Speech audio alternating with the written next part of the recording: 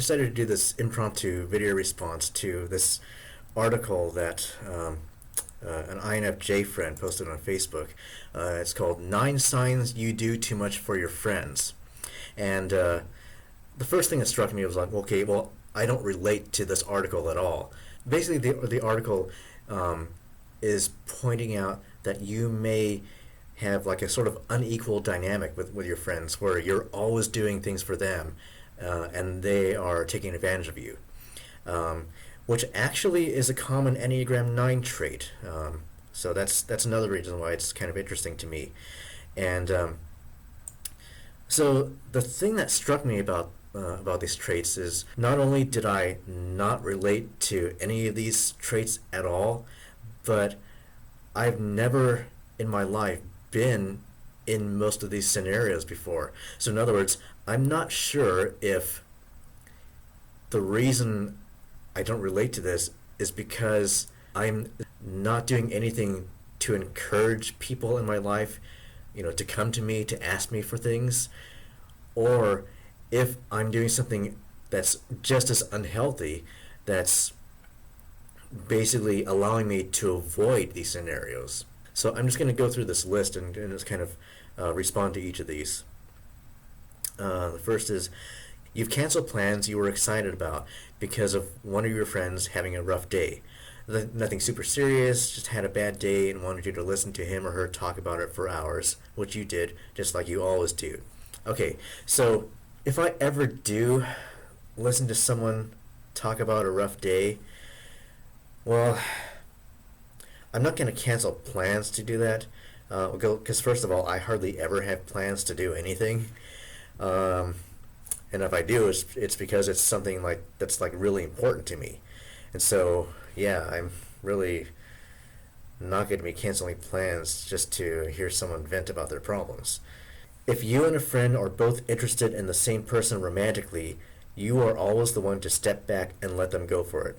Okay, well, first of all, a friend and I both being interested in the same person at the same time, that never happens to me.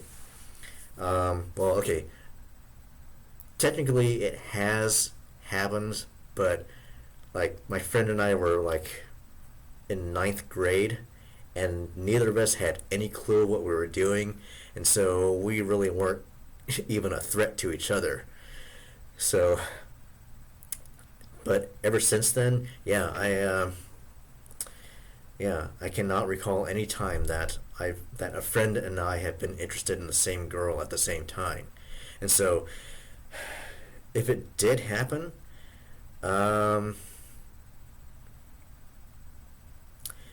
I'd probably go, whoa, that's not supposed to happen, and I probably would be the one to step back. If you are both going through something stressful, you end up talking about their thing every time. You rarely get around to talking about your stuff. Okay, well, yeah, again, I'm never in that situation, but if that did happen, I would welcome the opportunity to talk about their stressful thing instead of mine, because whenever I'm going through a stressful situation, I don't want to talk about it. I'd rather take my mind off of it, unless there is something I can do about it, in which case I'm going to be busy doing that thing. I'm going to be too busy doing that thing to talk about the other person's stressful situation. So if I have something I need to do, if I'm going to be busy, well, yeah, I have that excuse to be too busy to talk to that person. Otherwise, if there's nothing I can do about it, yeah, I want to talk about their stressful situation and take my mind off of mine. So, yeah, so that's not even relevant. If your friend is mad at someone, you are required to take their side. Even if you are friends with both people involved and would much rather stay neutral, your friends don't respect that. You're forced to pick a side. And just to be clear, this is a huge sign that your friends are more interested in using you to make themselves feel good than in respecting you as a person who has the right to have other relationships. Okay, this could be just a case of you attracting the wrong kinds of people who want to use you, and I don't even know how that dynamic happens in the first place because I've never experienced it. I cannot say I have any friends who have ever done this to me, or even tried to do this. So yeah, if you are the kind of person who attracts this type of friend, I have no idea how to help you. You're always the designated driver, even if it's your birthday or your new job. You're all out celebrating. Uh, Never been in that situation. Never been asked to be the designated driver. If I was in a situation that required a designated driver, I'd volunteer. I don't drink. I'm the perfect choice to be a designated driver. So, yeah, but that's more about me not drinking than anything about people asking me to do things. You're starting to let taking care of their needs get in the way of taking care of your own. Friends should obviously be there for each other and take care of each other, but you're putting so much energy into them that you don't have enough left for yourself. That's not acceptable. Um, um, I don't do that in the first place. I don't. See, I have the opposite problem of that. I generally don't take care of friends' needs before taking care of my own. You're the first person your friends call when they need something. Everything from a ride to the airport to bail money if they get a DUI, you're their first call.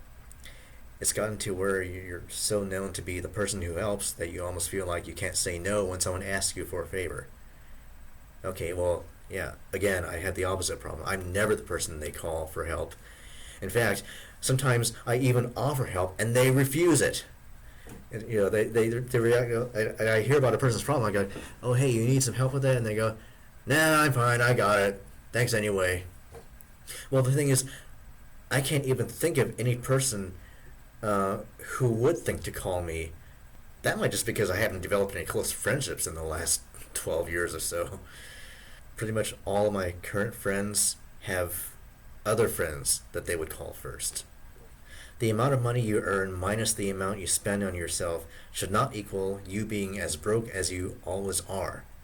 Come to think of it, you do end up covering a lot of lunches and bar tabs. Your friends' promises to get it next time rarely come through. Okay. No. Every time I go out with other people, we just cover our own. I can't recall a time anyone was ever asked to borrow money from me. I don't know. I don't know why. I don't know why nobody.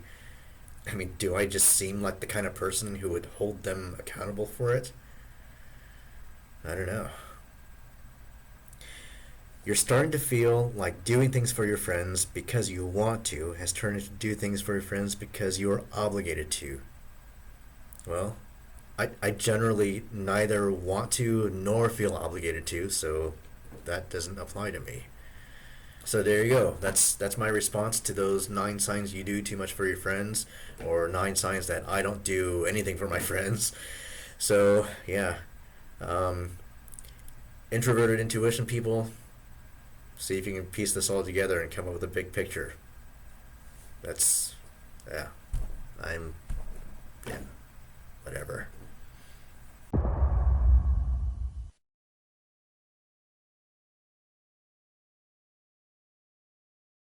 You're starting to like you're. I spit on the monitor.